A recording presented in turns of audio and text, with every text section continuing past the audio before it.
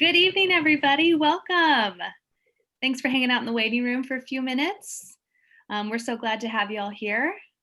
My name's Colleen. I lead all the programming at the Battery. You've probably seen my face in one of these Zoom boxes before, but it's good to see you all again. Thanks for joining us tonight. You'll notice that you all are on mute.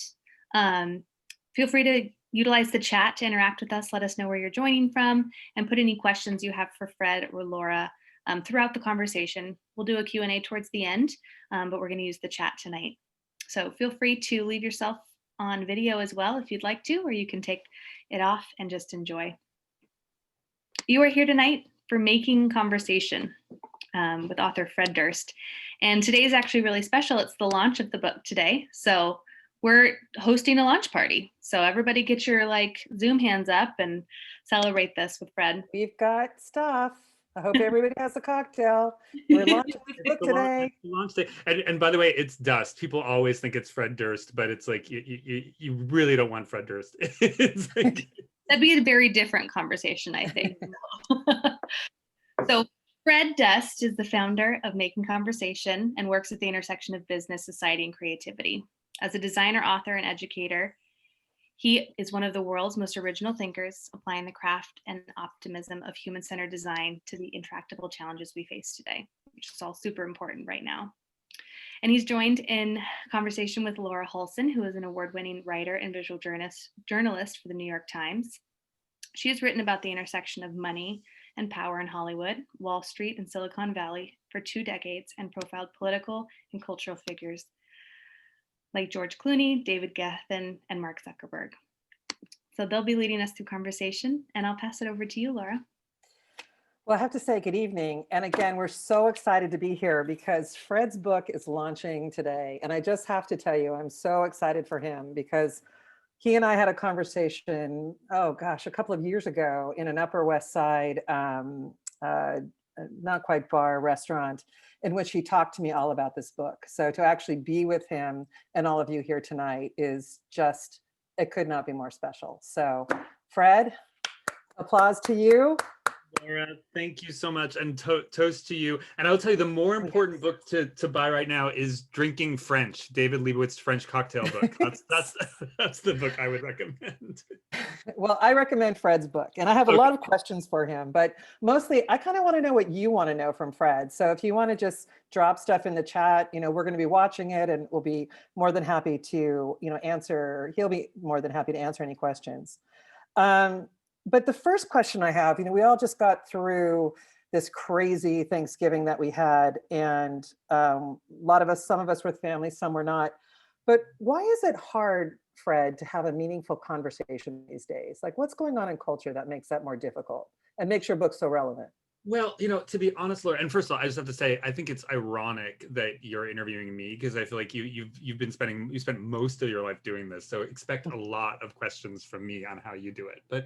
But I honestly, and apologies, because I know you work with a major media outlet, but it's like, I think that one of the things we're grappling with is what we've always been grappling with is the news hook. And as the news hook gets kind of faster and faster and hotter, it actually makes it's harder and harder for us to kind of process and have the conversations we need to happen. So, just Laura, we think it's today, but I wrote the proposal for this book like 5 years ago.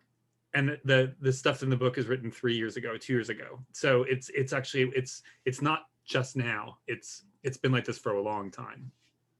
It feels though really urgent, this idea of wanting to have conversation. And I think because of whether it's the political environment, you wanted to write this book for a specific reason. And what was that reason? I know what it is, but maybe you can share it with us. Well, there's a couple of reasons, but one of the reasons was post-election, I realized I had done all this work that was in social sector. I worked with Obama. I worked with not with him. I worked with his people. I worked with Elizabeth Warren. I worked with a lot of really remarkable leaders, philanthropies, nonprofits, NGOs. I still do. I work with Rockefeller and some other amazing organizations. But I realized that we had kind of lost our way in terms of having conversations, and that's everywhere. And by the way, that's apolitical. It's across all kinds of barriers and boundaries. And it felt to me, and by the way, Laura, I felt like that goes back to the 40s or the 50s. Like that we're not talking about just the the millennial, this now. And I just felt like someone needed to write about this, and I was like, well, maybe it's me. So I've always been like up for a creative challenge, and writing a book seemed like the hardest thing ever. And I think writers are pretty genius, and I'm not. And so I was like, that's it. I'm gonna try to write a book, and luckily I was able to do it and sell it. And it's kind of, you have to admit, it's sort of perfect timing, right, Laura? It's amazing timing. That's why I think it's just so relevant, because I think people are struggling about, how to, talk to people, or especially, actually there's one thing I wanted to go over because I loved it. You posted this today on Instagram, and it was something from Julianne Holt-Lundstedt, who is a professor. And she says, loneliness and isolation literally wear on the body. It's the equivalent of smoking more than 15 cigarettes a day. And in the midst of this pandemic, how do people during this season, how do we deal with loneliness, and how can conversations really help us? Well, and it's a good point. And actually, there is a specific kind of like origin story to this book. And so just like to kind of go into like Marvel language, because I know you and I like a good Marvel movie. Well, I don't know if you like a good Marvel movie, but I do. Like the origin story of this was actually that I was working with the then Surgeon General Vivek Murthy on isolation, anxiety, and loneliness in America. I got to meet Juliet and know her, and have done many things with her because of an amazing moment where he was about to kind of announce an epidemic of isolation and loneliness in America. And so I had worked on building formats for him so we could have town squares. They were both cathartic and community building. And because I've done one of these with you at the box sessions, they really worked. They were kind of remarkable, and they really brought people together from all walks of life, from all different kinds of political spectrums. And so I realized we could do it, and it needed to happen. And we're still doing it. I mean, it's work I'm still doing today, and it's more valuable than ever, really. Well, I was thinking through a conversation you and I had the other day when I spent Thanksgiving by myself, and you were so playful. I mean, it was so great talking to you, because I was kind of like bumming out a little bit, and then I talked to you, and it really made it, it made my day. And I thought, wow, I need to just be calling people more and just be saying, hi, what's going on? What did I recommend to you? I'm just curious. I think you suggested I watch a movie, but I can't recall the name right now. That's okay. You don't have to say it. But it was, yes, I had her watch a Dolly Parton, Burt Reynolds movie that I highly recommend. It takes place in Texas, which I was watching in part because I'm doing research for I'm doing Book People on Thursday in Austin. So I felt like I needed to know a little bit more about Texas. So I went and watched that movie, and it was the little whorehouse in Texas. I forget the name of it, but Gina seemed to know what it was, because I think she was clapping. So somebody knew who this. Yeah, anyone who knows what the name of it is and feels comfortable writing it in the chat, that would be great. Okay. But I have to say, what was interesting about that movie, and that I took away from it, is if you remember the sheriff was saying we should all have conversation. We should be talking about things. And I kind of thought that just really kind of played into what, you're telling us to do, and or suggesting we do in your book. Yeah, I mean, it's really weird, because I have to admit, like the night before book launch last night, like I think I was feeling last night what you probably were feeling yesterday morning. Like I was just like, oh my God, I just was such dread. And probably had a little bit too much wine, but we watched just the last 45 minutes because it's my favorite part of the movie. And I was like, oh my God, this is really relevant. Not only am I in conversation with Dolly Parton, which is amazing, just by watching her kind of like sing. She's amazing. Yeah. Yeah. And like 38 chorus boys playing football players and all the weird stuff that's in it. But it really was about conversation. And there's a lot dated in that movie, but then there's a lot that's really now. It's a fascinating thing to watch. So Margaret, go ahead. Yeah, go ahead. No, I'm sorry. No. I was going to say thank you, Margaret, for for putting the name in the chat for everybody of the professor. It's Juliet Holt-Lundstedt. So thank you for doing that. In the book, I wanted to talk about a couple things in the book, and one is the rule of firsts. And I love this idea. Can you describe for everybody what that is and why that's an important tool to get people talking?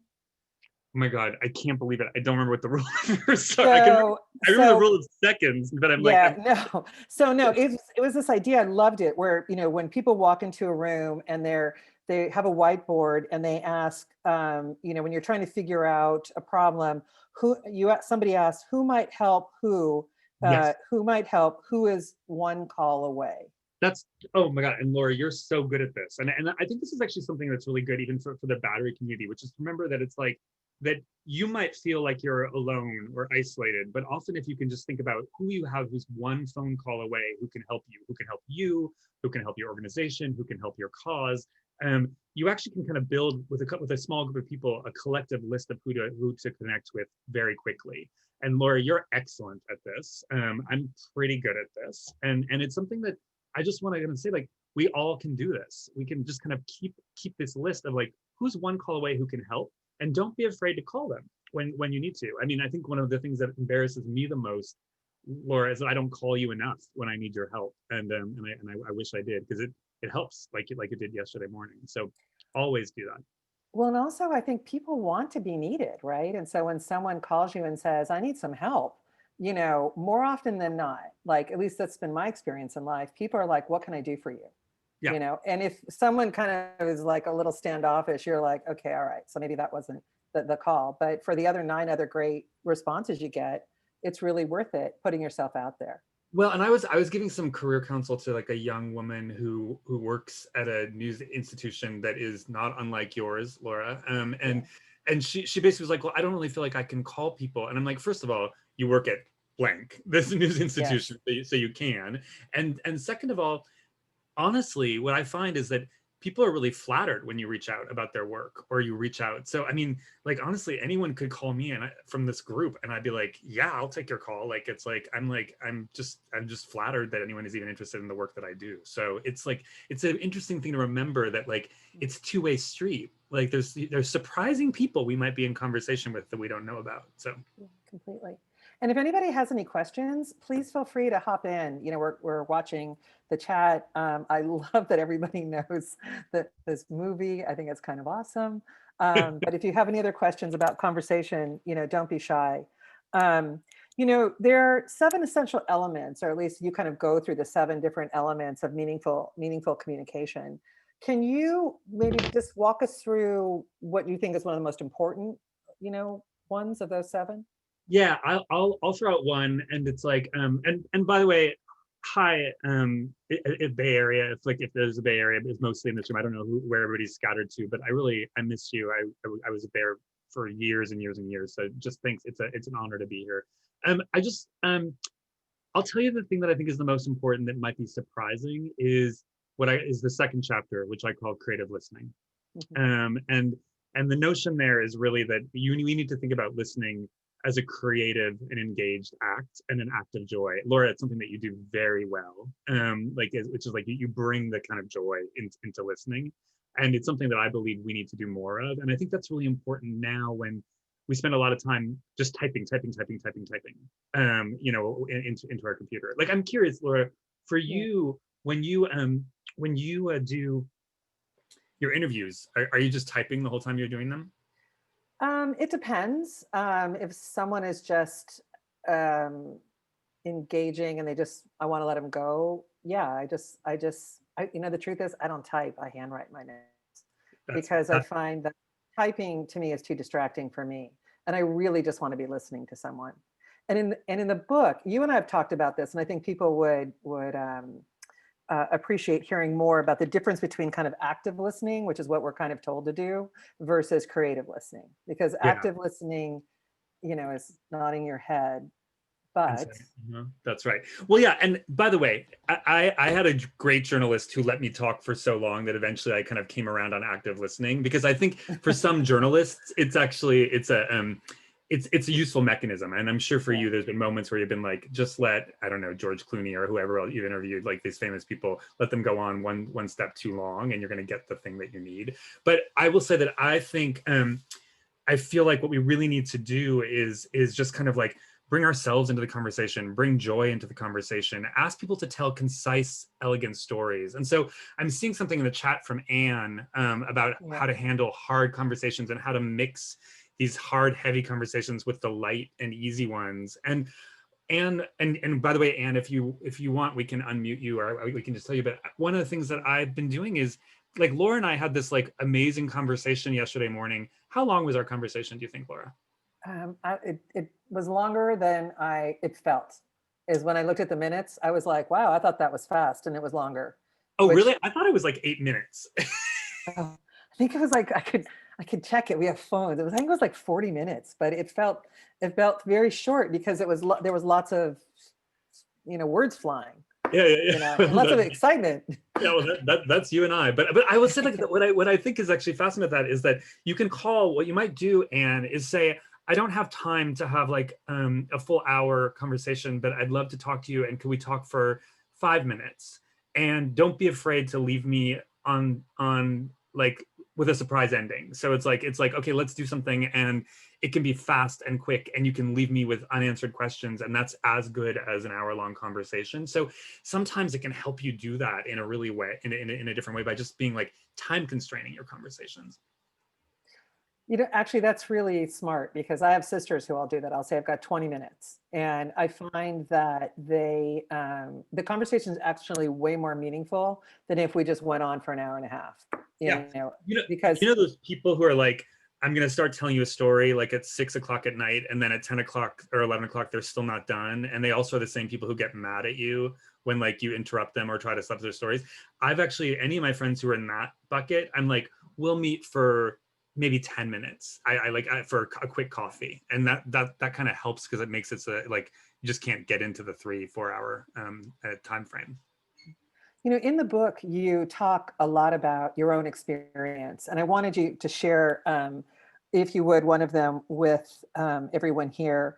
And this was regarding your pilgrimage along the Camino de Santiago, which, is, if people, I don't know if anybody here has done it, God bless you if you have, because it's an amazing experience. 10 days, 140 miles, a walk through Spain. And Fred, you described this moment where you walked into the plaza and saw the Cathedral of Santiago de Compostela. Am I saying that right? You are saying it right. Okay, Yep. good. Okay, great. And at that moment, you realized that experience had changed you. Tell me, for one, how did you know you were changed, and how did it change you? Yeah, so I'll tell you that, and then I'll give you an analogy to another pilgrimage that I got to see in the book. So, because that seems like a very grand experience. Like, not everybody gets to walk the Camino de Santiago. And to be honest, when I started the book, I thought everything was going to be these grand experiences. Like, I went and visited the Dalai Lama in the Himalayas, things like that, and I thought it was all going to be that. And there's like, as you know, there's very short pieces about the pilgrimage. It's Yes. like, but the reason, single most amazing thing that I realized is, if you're all walking in the same direction, you have no choice really but to give positive feedback and positive have positive conversations. Like, nobody wants to be walking with the same goal and saying, oh yeah, you're so slow. Like, as I was walking, there would be all over the place these kind of signs that said, courage, Isaac, on the road. And I was like, I don't know who Isaac is, but it's like they were talking to me. And so what you find is that when you're all going in the same direction, which if you think about it, we rarely do in our modern lives, then we actually, we go to only encouraging language. Can I give you another example of a pilgrimage though? Yeah, do please.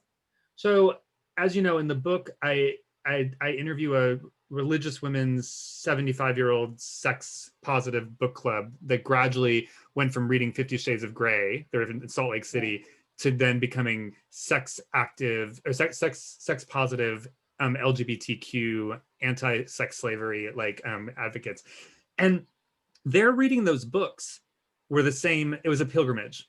It was every time they read a book, they read 50 Shades of Grey, and they were like, oh, that's weird. And do people really do that? And I feel like I changed a little bit. And then when I talked to them, they were basically doing, they just watched Deep Throat, which I haven't seen, right? It's like, and they were like, they're like, ew, what do we do with this tape? But and we can't give it to the library like we thought we would. And so basically what happened is that they noticed the change. So I think that the big thing is, often things change and we don't notice the change that happens. And so one of the things that we can really do is just like, is I'm looking at Sheila and Lindsay, and like Lindsay, you're smiling a little bit. Like, it's like, I don't know if this is helping you change a little bit, but it's like, once you notice that, it actually feels like, and Sheila, you're even paying a little bit more attention than you were before. So I appreciate it. But it's like, but it's like that change and notice is really, it's a powerful tool. And it's something that we often forget to do. It's just like, name it. Oh, something just happened and it changed this conversation. Well, isn't it, it's what you're really talking about is people being mindful and being aware of what's going on. Is that a little bit about that? Because that's interesting. The reason I sold, okay, Lindsay, yeah. We just have to tell. Lindsay says, I'm smiling because I just Googled a movie you mentioned and it made me laugh. Yeah. Lindsay, yeah, it's honestly, you can hang up on Laura and I, it's fine, and you can go watch that. It's totally okay. But I good. Actually, don't, Lindsay. We'll be sad to miss your smiling face. But anyways, now I forgot what you were saying. Sorry, I got distracted by Lindsay. So my question, you just got me distracted. The question is that it sounds like you're really talking about is being mindful, and that you're in the midst of change, you don't always see it, right? But if you're like kind of always looking around, there's sometimes a serendipity that something just happens and you're like, oh, that's why that happened. And you realized, okay, this changed. Yeah, well, so Laura, here's a really interesting example. So, I mean, first of all, that's genius that you said that, at least from my mind, because the way that the book sold is that, you go through like a little book battle, and like people are kind of like battling on who wants to buy the book. And then you meet with a couple of publishers and they tell you what they think the book is about. And the publisher I went with, Hollis, who's my publisher at Harper Business, who I adore. And not everybody says that about their publisher, and I adore her. And she sat me down and she said, we want to do this book because it's like mindfulness for conversation. And I was like, okay, you nailed it better than I did. Like you got it in one line more than I did. And so that's it.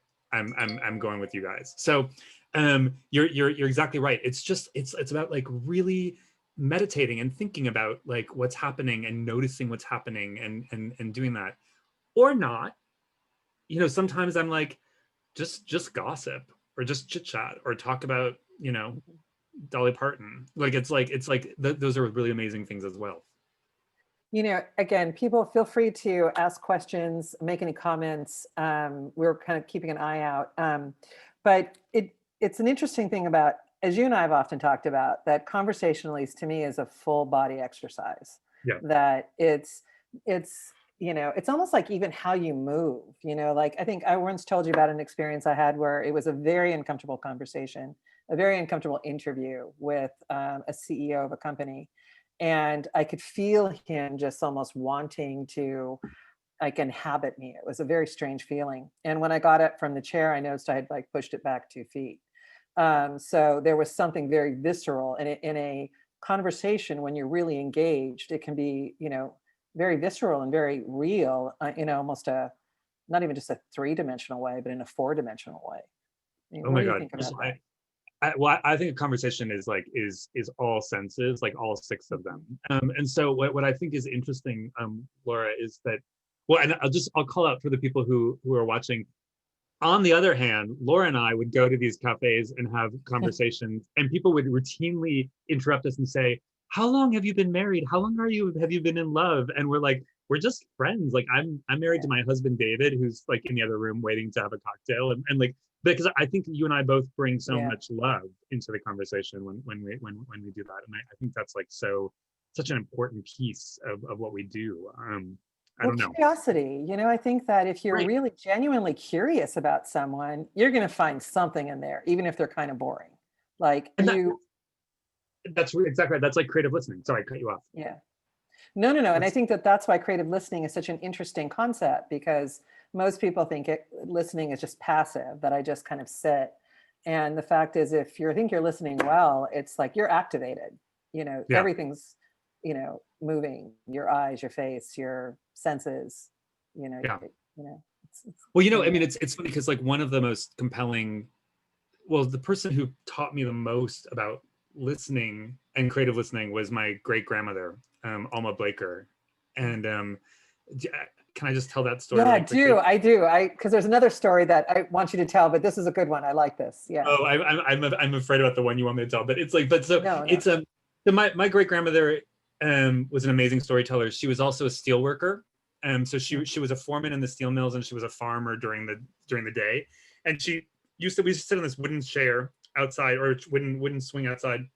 And she would tell me the story about how, one of her stories was that she came home one day in the early morning, was walking down the driveway to the farm, walking, gradually something appeared on the horizon. It was blue, it was hovering, it was coming close to her. She had been thinking, how can I even go on one more day? And then she realized it was Jesus, and he winked at her, and that was it. She had the power to go on. And that's the story. And that story embodies everything I believe about what a genius story is, which is a little mini illumination, 20 seconds that surprises you, gives you some interesting insight into someone's values, and leaves you with a cliffhanger, because I was going to come back to that swing the next day, like no matter what. I wanted to hear what happens next. So that's a story. In the book, there's a little chapter called Illuminations. It's 2 pages, and it basically teaches you how to tell a little 20-second story. So if you don't read anything else, just that. So maybe you could just give people just a little hint of what can they do to tell a 20-second story? Like, what is it that they need to include?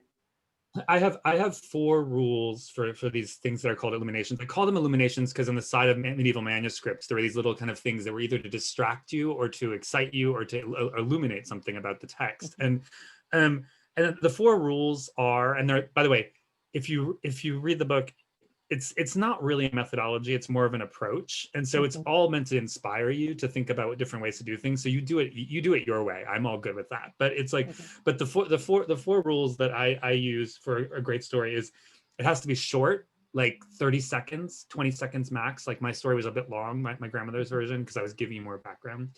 The second is that it should end where the story begins. So it should basically, like, just where you think it's like, oh my God, this is where the story is. That she's like, my grandmother ended it.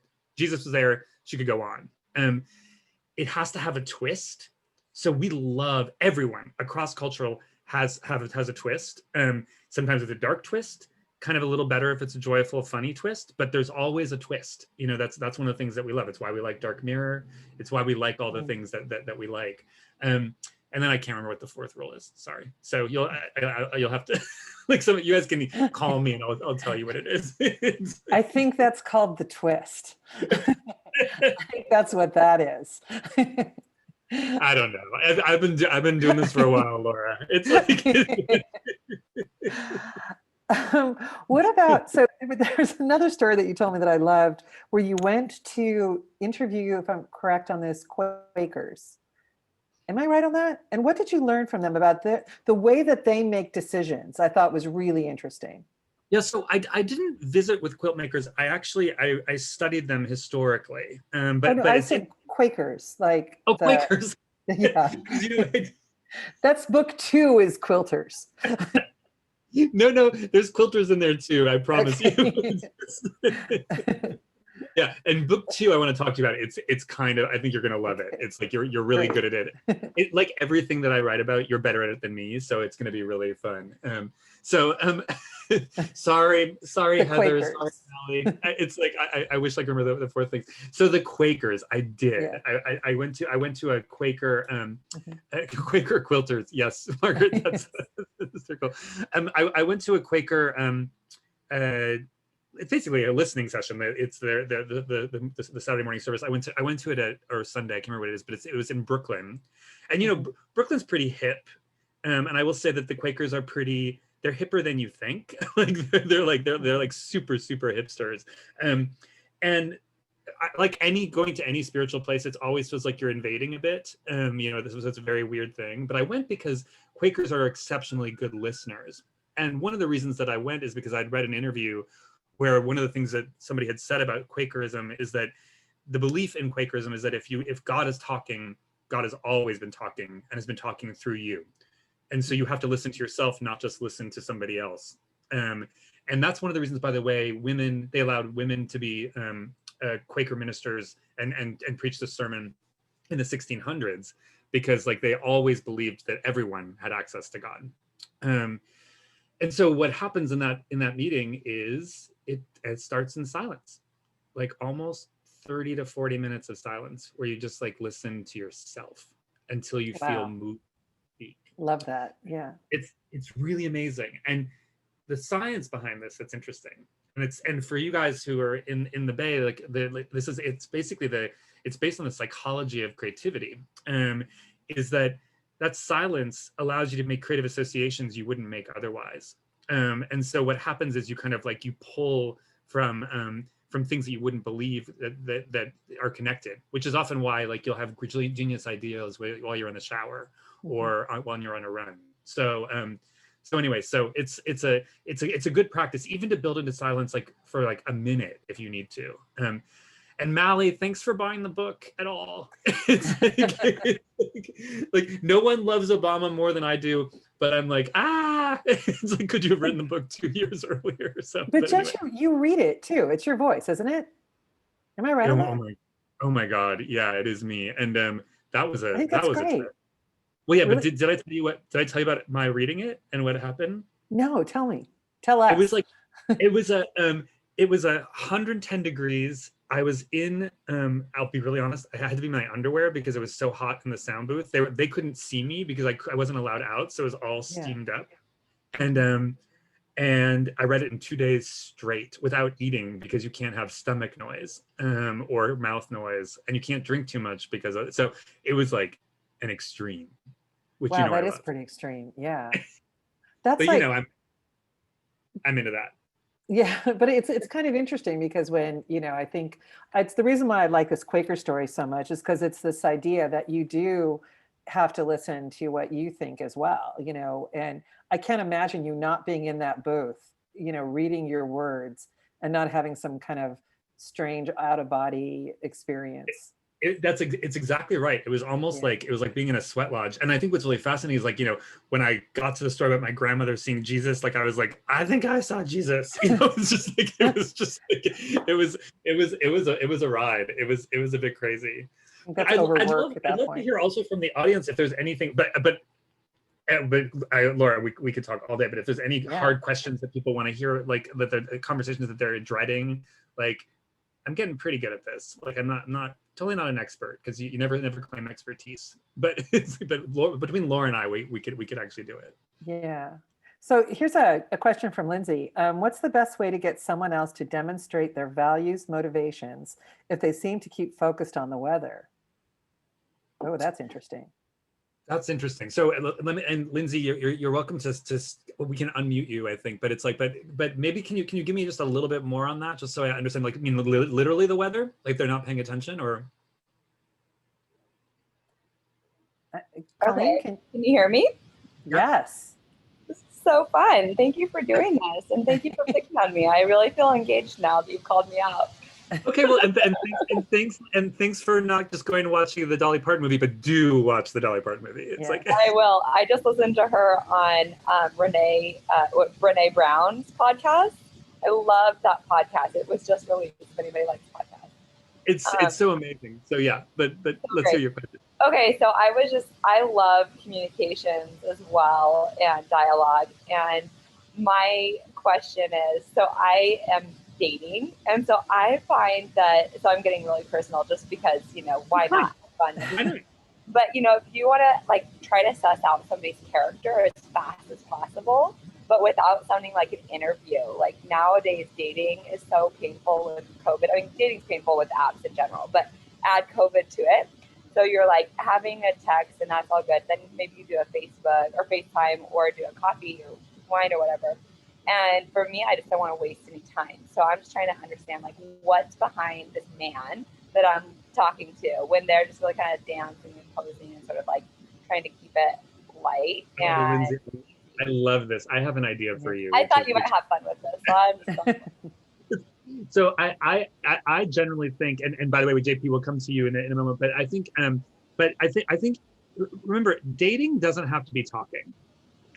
Dating can be doing things together, or doing things side by side. And so you may consider thinking about doing all the things that you used to do, like go for a walk side by side, wearing a mask and have a conversation.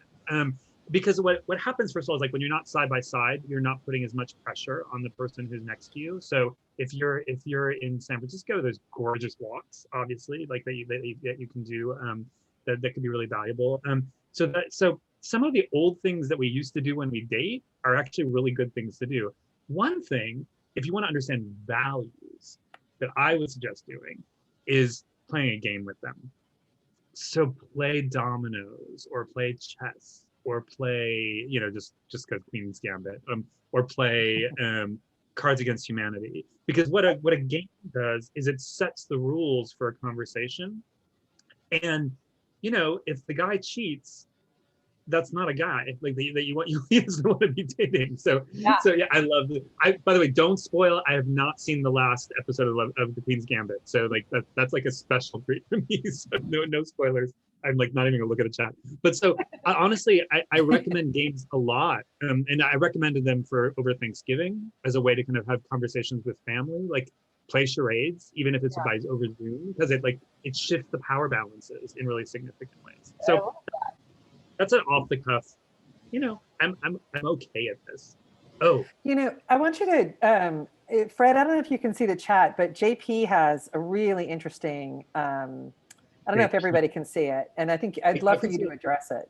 Yeah, JP, do you think you can actually say it pretty quickly? Where are you? I can't see you. Yeah, I don't see JP here, but he's probably on another. So let me look at it. Okay, so people are using so much of their energy trying to maintain an even keel. Yeah. They don't have bandwidth to answer. Did they lose their job? Sorry, 1 second.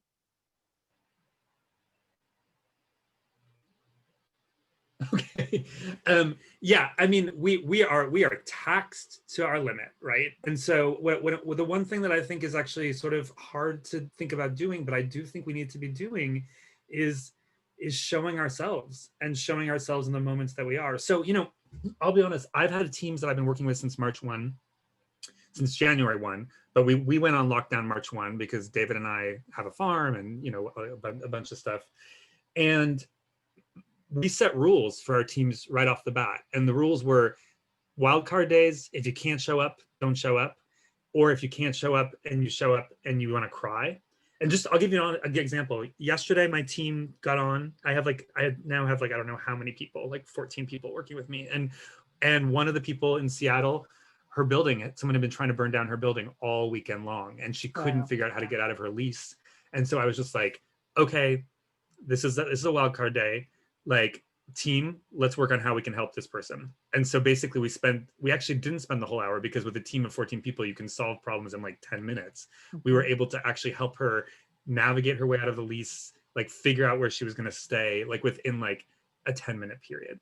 And so that's just about being really vulnerable, really honest, and really human, which frankly, Laura, like when you and I talked yesterday morning, that's kind of where we were. Like, I was like, if I say, how are you to you, what I mean is, you want to talk for an hour and tell me how you are and you want me to help you, then that's good. I'm all good with that. So I think that when we say, how are you, we have to really mean it and really be prepared to listen, or don't ask that question. Yeah, actually, Meghan Markle did a whole, I don't know if anybody read the op-ed in the New York Times, but she wrote about having her miscarriage and having a miscarriage. And she said that in the past year, one of the most important questions someone asked her is, how are you? Because it's so often we don't, we ask that question maybe casually, but when you ask it with meaning, then you begin a real conversation of, what's going on in life. Well, I mean, I think it's really great. And since they're in the questions, there's something about a cocktail networking thing. Like, that's a really interesting one to think about. Like, we think about all these other kinds of ways to do it, but how are you? No, really, how are you? Is not a bad opener if you think about it. Like, it's a sort of interesting one to engage with. Gina had a question here. Advice for meaningful conversations with elderly parents or relatives. Yeah, and Gina, are you on? Do you want us to unmute you or no? It's hard to see everybody. Sure. Oh, cool. Yeah. Hi, Gina. Hi. So, there she is. Give us a little bit of, whatever you feel comfortable, like a little bit of context.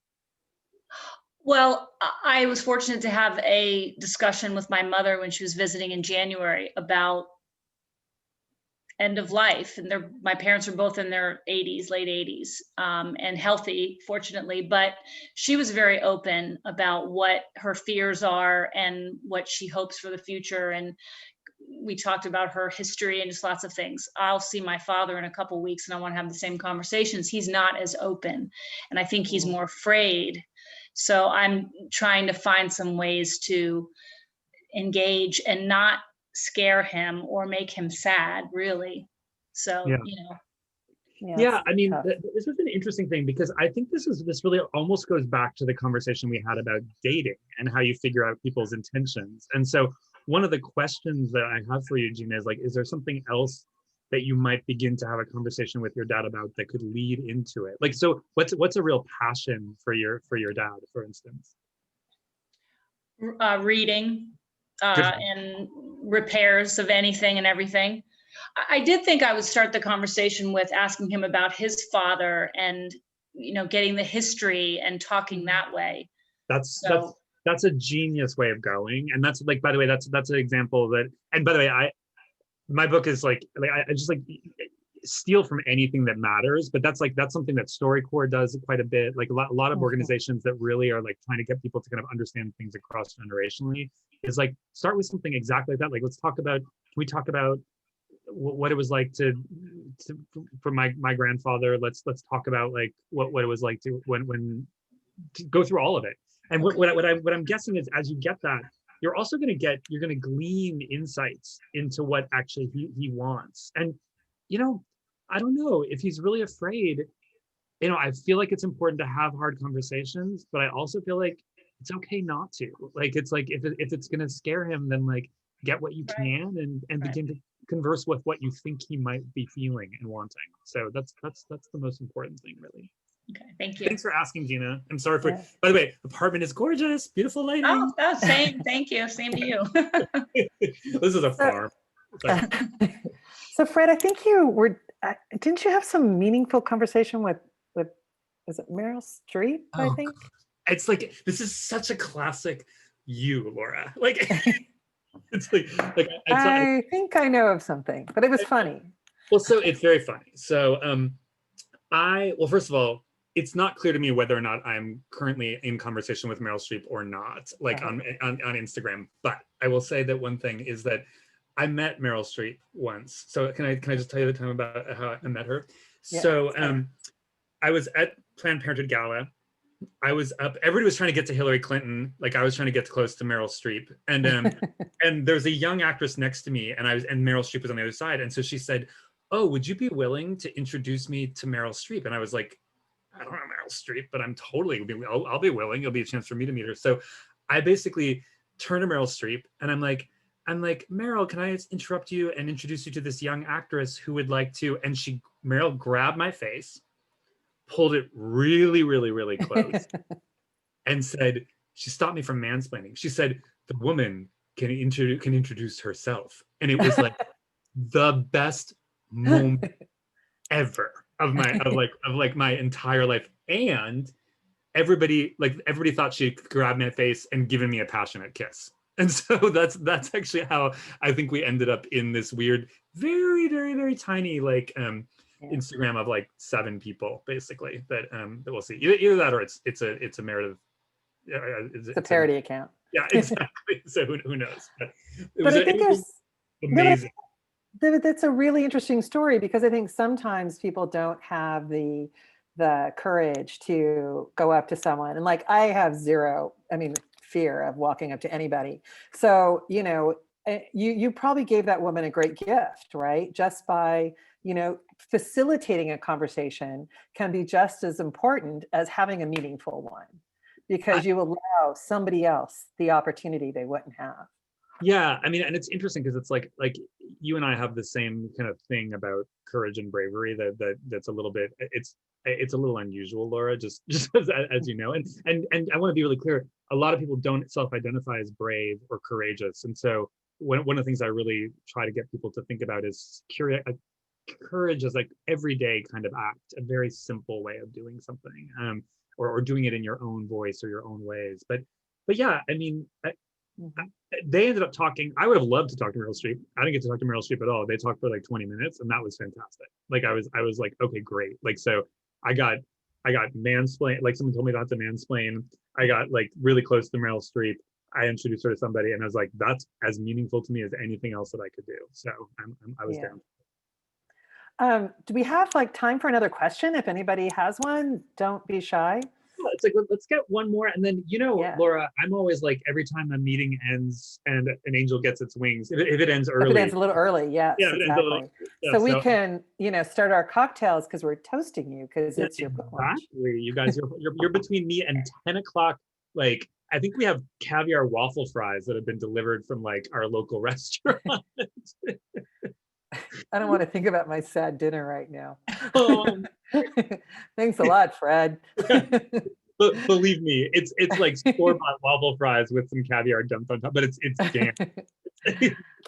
So does anybody have another question for Fred, or is there anything else you want to share? I mean, you guys are fantastic. Your questions have been great, and really appreciate seeing all your faces. It's so meaningful just to actually see people, It is. It really days. is. I don't know. I mean, Laura, like, can you tell me, like, when the time you had to actually, like, if you ever had to interview somebody who was unbelievably charming, how did you manage that? I'm curious.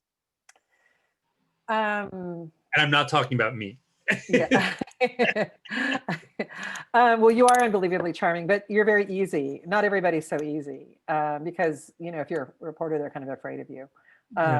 And so, but I tend to have pretty good conversations with people because I'm genuinely curious about human beings. I mean, Well, and Laura, one of the things that you do that unfortunately we couldn't put in the book is that you make a plan for the conversations you're going to have. I have my notes. Yep. Notes are key because because it's very easy to forget in a conversation. Even if you're talking. I really related to what Gina was talking about when she was talking about her father, because I had a conversation with my mother that was uncomfortable, and she hung up the phone on me in front of the opera at Lincoln Center, and it was very unusual for her to do that. But I realized afterward it was my discomfort that made her uncomfortable. But when I called her back, I said, I'm just going to assume that your line got disconnected because you would never hang up on me. And then we just started laughing but it was really my discomfort, and that made that conversation go awry. So that was a good lesson learned, that as much as I'm thinking about somebody else, I have to think about where I'm at. And yes, Heather, I agree with you 1,000% that increasing your comfort with discomfort opens a massive amount of depth and range for relating. 100,000%.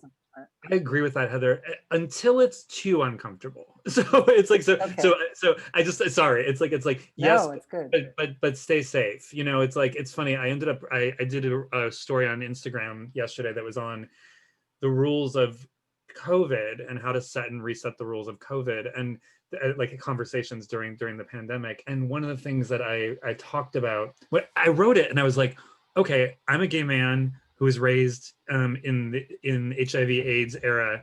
If you basically were if somebody said trust me, then you were in trouble. It's like, and so it's like, if you read it, it relates to like a lot of things, not just pandemic. And so it's like it's just a great example where these rules are kind of like, they're useful. And I would say, Heather, feel comfortable setting the rules, and if they're not working, resetting the rules. And then if they're still not working and you're not comfortable, then stepping out. It's like ask people to commit to you, or if they can't, then you don't have to go into that conversation. So yes, I agree with you. But so look, 10 minutes. It's time for cocktails. But we're here to celebrate you and everybody on this call. Thank you all for showing up. And I hope there'll be many meaningful conversations. If not about this, about something else. And Fred, congratulations. Big congratulations. You're my hero, Laura, so I really appreciate it. Thank you. Okay.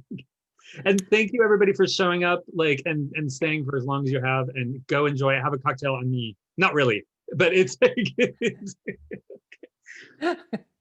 or have a conversation on him. Yeah, exactly. Lori, you, however, I will buy you a cocktail. So thank you so Okay, much. I'm down. Bye, Okay, bye. bye everyone. Thanks, everyone. Bye.